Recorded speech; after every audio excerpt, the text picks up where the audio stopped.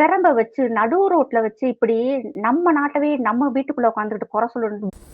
இந்த இஸ்லாமிய அம்மா பெரம்பு வச்சு வெளுக்க சொன்னது யாருக்கு அப்படின்னு சொல்லி கேட்டிங்கன்னா, இன்றைக்கி டேட்டில் முதல்ல நிற்கிறது மன்சூர் அலிகான்.